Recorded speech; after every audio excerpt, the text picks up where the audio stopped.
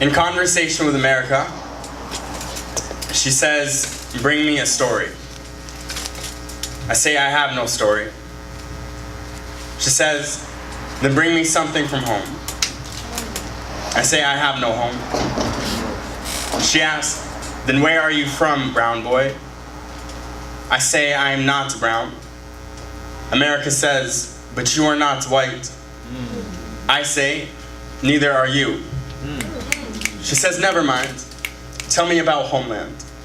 I say, "If homeland is a place from which my bones ascend, then my mother is from New York, my father is from Mexico." And before that, she asks, his grandparents from Mexico, hers from Eastern Europe. And before that, I don't know. Before that, I don't know. Before that, I don't know. Okay, fine.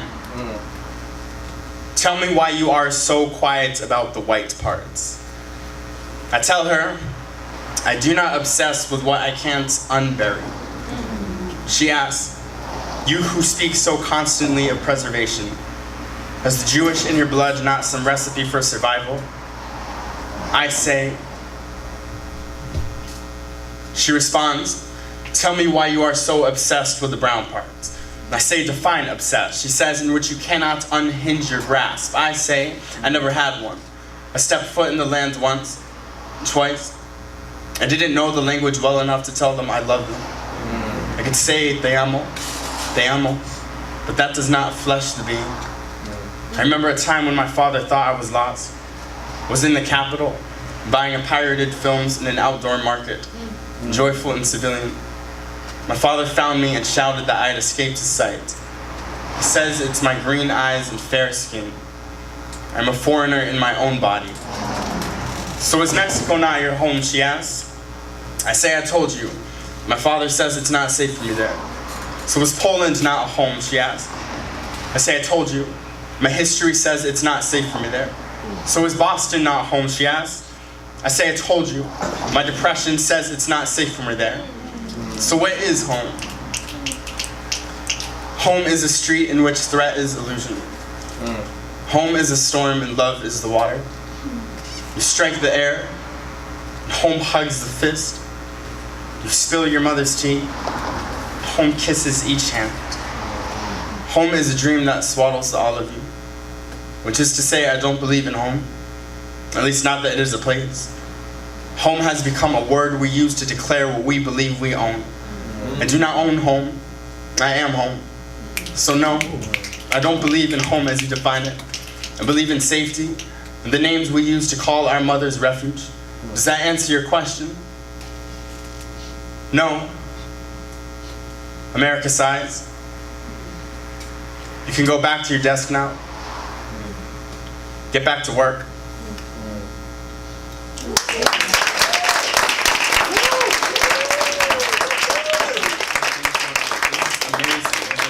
Every time I go to a venue, they're like, all right, what do you, like months in advance, like, what do you need, I'm like, I'm good, I just got my books, I'm good.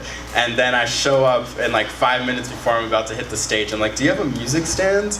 And like, I came from Berkeley College of Music where they're just like, music stands fucking galore. It's like, they're in the elevator, they're in the bathroom stall. And then they like freak out. Everyone's like, oh my God, we need a music stand, I'm like, it's if you have one. And they're like, just like tearing up the whole building looking for a freaking music stand. It's really hilarious. So, thank you for providing this. Actually, thank you to the community for buying that. Yes, thank you, community. Boom. So I'm gonna make my personal announcements now. I'll talk about. It feels like particularly special to talk about cosecha, but I will talk about that after this poem. But right now, personal announcements. So, as y'all mentioned, I have a book. 2 books actually. This is the first one. These are freshly printed like 17 hours ago. Yes.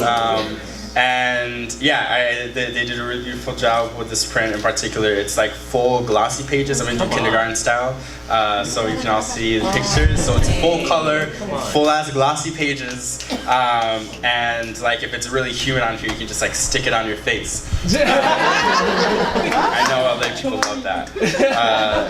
Yeah, and something that's particularly special about this is my abuelo actually painted the cover. My abuelo is an amazing painter and musician, and Ramon Hernandez did the illustrations on the inside. Really amazing Boston artist. So if you're interested, this, because it's a full color, glossy pages, stick on your face, is $10 to $15 sliding scale, pay what you can. And then I also have this other book. Do people know the Kendrick Lamar album, Untitled, Unmastered? Yeah. So this is Untitled, Unpublished. The closest I will ever get to being Kendrick Lamar. And this is like newer-ish. It's $5 to $10, pay what you can, sliding scale. And if that's not doable for y'all, for whatever reason, just let me know. I know times are real, but I don't want to deny people's access to art. So yeah, I'll be in the back like later, and you can like talk to me if you want to get a book. If you have just like really great like dental floss that I could use, it could be used or unused. I don't mind. We could just like make a deal. Yeah, and I take cash, obviously, and then I also have Venmo and the Cash App. I normally have the Square. I forgot it. If anybody has it, let me know. I can use it. If not, I don't know what to tell you. But also, I'll be at other venues. This is like my LA tour this week. So I'll be at the Poetry Lounge on Tuesday, and I will be at Two Idiots Peddling Poetry on Wednesday. So yeah, if you want to find me there, I will have books there. Other things. I'm sorry, this is so many fucking announcements. But social media, I'm trying to up my Instagram game. It's at jmendoza010. It's the same for Twitter. Facebook is at Mendoza Poetry. Website, mendozapoetry.com. I also want to really shout out my friends. I had some friends who live in the area. Gabby, Joaquina, Haisa. They are like really awesome people. And it's like Joaquina also like has you heard her poem, but she's a really amazing singer. She has a show coming up May 11th at the Mint. And you can like check out her music on Spotify and everything. Yeah, I'm gonna do another poem because it feels like it's been 15 minutes of announcements. Is that fine? Yeah. Okay. All right.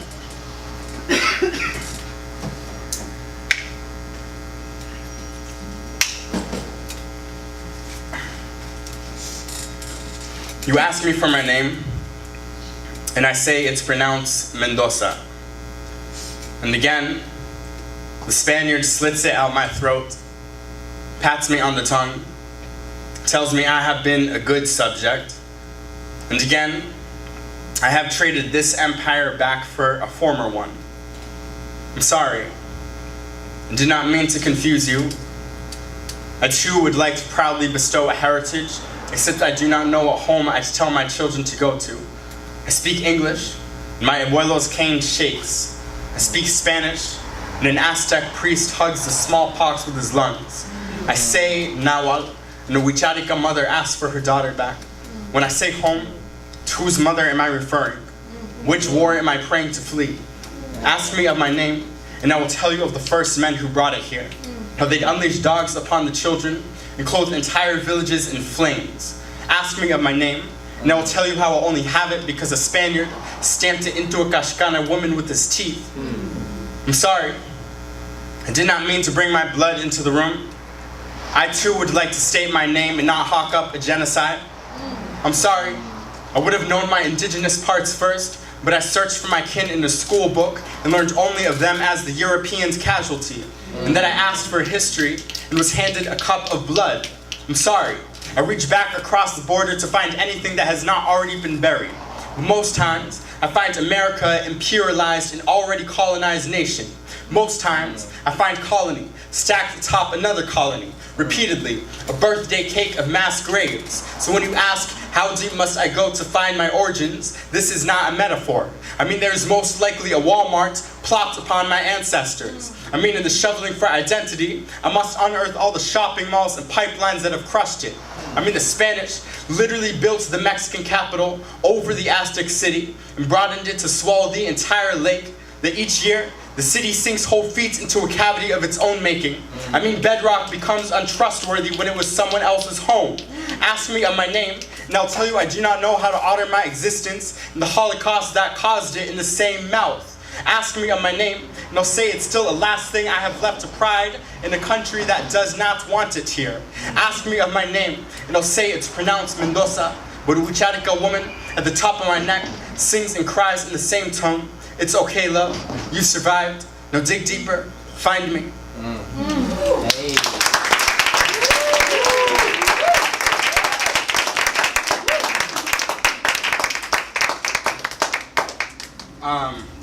Cool. Yeah, so I should offer a content warning. My apologies for not doing that earlier, but I do, of course, like write a lot about race, gender, politics, classism, but like the way I encapsulate it is just I write a lot about like violence as it's imposed by the state, and these next two poems specifically are around migration. Stories of migration and violence inflicted on migrants by the state.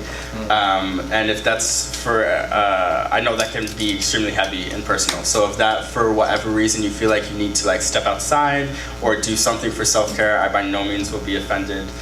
So please do what you do to take care of yourself. Does that sound good? Yeah. Okay, cool. So, yeah, I'm gonna jump into it. It's gonna be 2 poems, and then I'm gonna bounce, but they're gonna be tied together.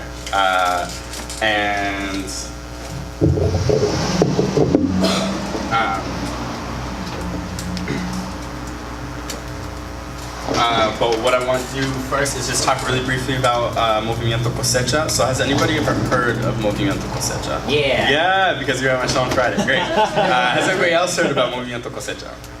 Okay. Did folks hear about a lot of like young immigrants shutting down the street outside Trump Tower after the DACA repeal? Yeah. A few folks. There was also an occupation of Chuck Schumer's office to push him for a DACA deal. So they have been really, really active, and this is the movement that I organized full time for out in San Antonio, Texas. I don't get paid to talk about it. I don't really get paid at all. It's a volunteer simplicity organization, so we live off our basic minimum needs. We like share rooms with like 4 or 5 people. We share meals, all that. And I only talk about it because I like truly believe in this movement. We're building towards mass mobilization of 11 million people for a 7-day strike.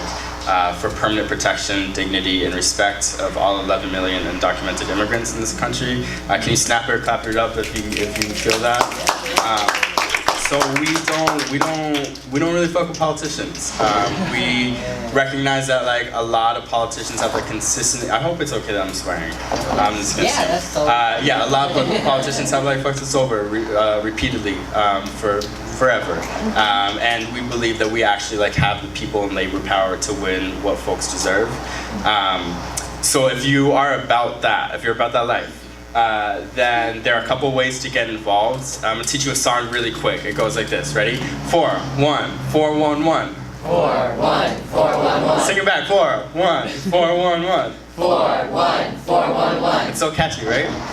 So if you text that number, if you text strike to that number, then you can like stay in the loop. Basically, why I'm telling y'all this especially is because we actually have a team of Cosecha full-time organizers coming to LA, to Southern California to organize here for several months and like build shit up. And it's really happening. They've like already done like several actions where they like shut down Disney. They've done like some border actions in San Diego. So like it's happening. I'll also have an email list in the back. I like merge that with my own personal, so if you want updates on like what I'm doing or where I'll be, you can sign up for that, but it'll also give you updates on Cosecha. We have merch. This is a shirt from Cosecha. Give it up for this shirt.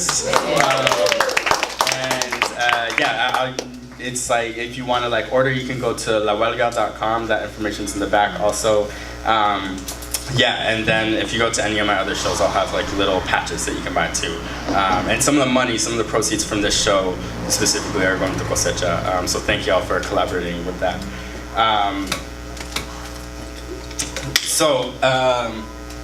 If you want to hear more about it, just feel free to talk to me. And of course, like I'll be selling books back there also.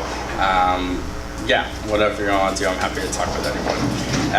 And with that, these next 2 poems are gonna tie into like my specific connection to this issue. and I'm gonna jump into it, if that's all right. Yeah. Thank y'all so much for listening to me and for sharing your art and just for like being here in community. Could have been anywhere and chose to be here, so that's just like really special. So I hope we all acknowledge that. Cool. You ready for these last two poems? Yes. All right.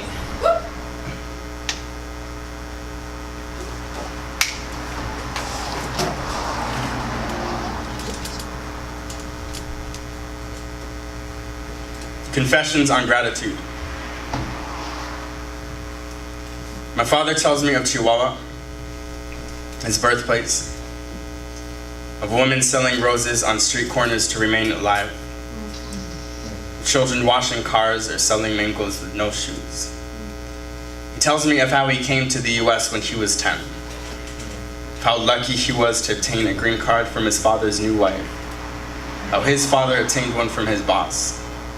He tells me of the rotting car he drove from Arizona to Boston, how lucky he was for it not to break down, or it was here where he would meet my mother, find a job, have children, how everything I am because of good luck. And I am to be grateful for my existence, sure, but sometimes I wonder if Chihuahua is the greatest exporter of good luck. Bad luck never gets anywhere. Bad luck always drowns in the Rio Grande, or shot halfway up the fence by an immigration officer. Good luck got the affirmative action scholarship. Good luck applied for citizenship at the right time. I do not believe anyone died because they were not strong. I believe I survived because I was lucky. I'm lucky because the indigenous woman forced to bear me, staring down the eye of a Spaniard's gun, did not end herself before starting me. I'm lucky because my Jewish family fled Russia before the raids began. Because my Jewish family fled Poland before the raids began. Because my Jewish family fled Spain before the raids began. Because my Mexican family's green cards arrived after the raids began. And I do not get to disassociate myself from those who are undocumented just because I have the fortune of being documented. I'm not joyful for good luck.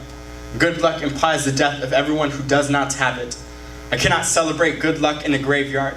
I blow out the birthday candles, and each year I survive is a year someone did not. I walk to school unbombed. I go to bed undeported. I hit the bar undroned. I'm everything the ground did not bury. I want a victory out of this, but I don't know what candles to offer the ghosts beside me. I want a cake, a party, balloons, a gift basket. I want it all entering the earth when they did. I'm to be grateful for my existence, sure, but gratitude is a Cold War's reparation away from justice. Gratitude does not lift up the dead, does not spill the life back into a mother. I want to be alive and well and joyous, but if I knew the world like a cousin, I'd know death like a twin.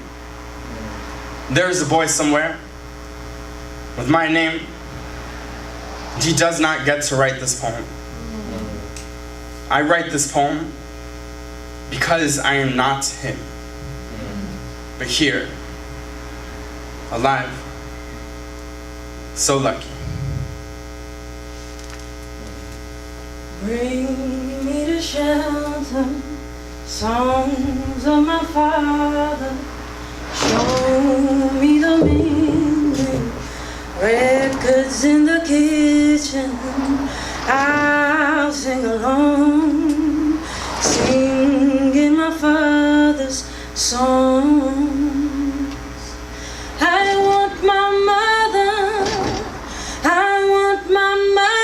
to be happy. I want my mother to be happy. And I want my father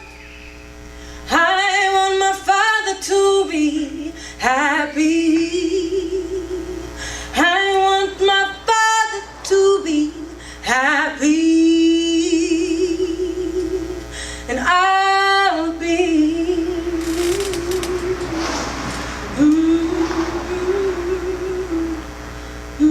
Osmosis, in which molecules of a solvent pass through a membrane to achieve equilibrium. Example, I place my hands in a pool of salt. Some stays, some seeps into my skin. Everything goes exactly where it's supposed to. Example, Prudencia Martin Gomez leaves Guatemala at 18 to join her husband in California. Like most beings, most of Prudencia's body is water.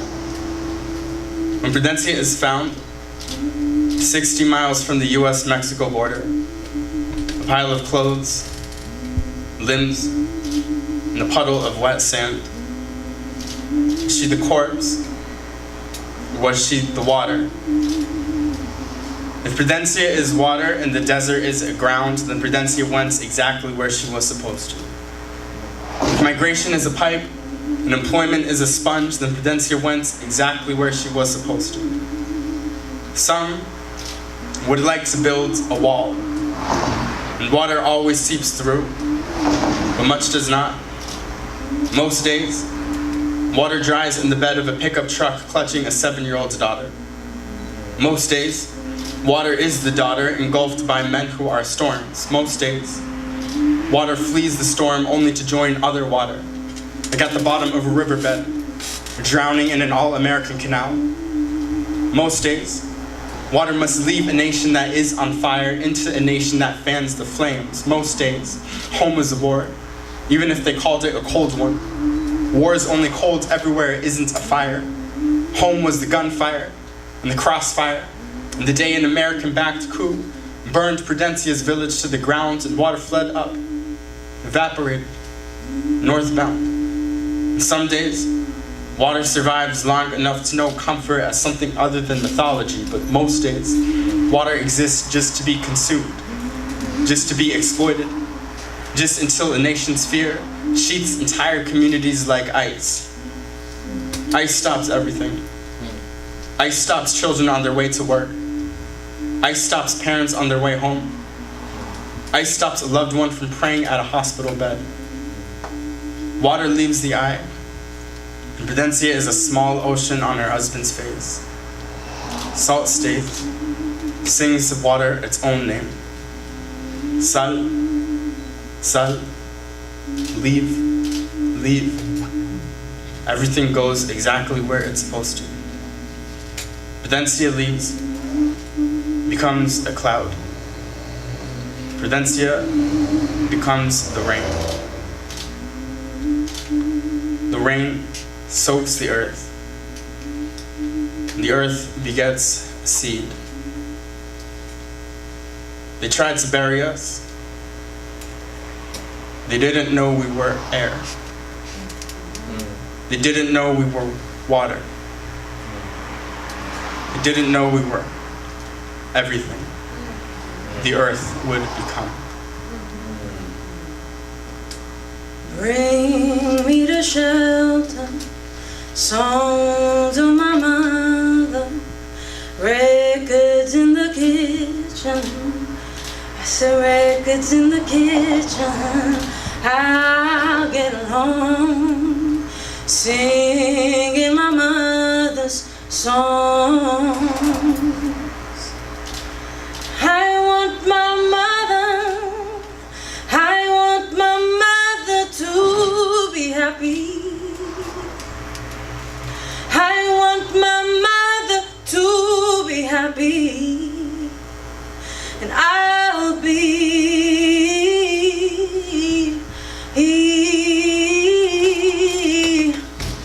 I want my father, I want my father to be happy. I want my father to be happy, and I'll be. Thank you so much, everyone. Please give it up for Martina Words.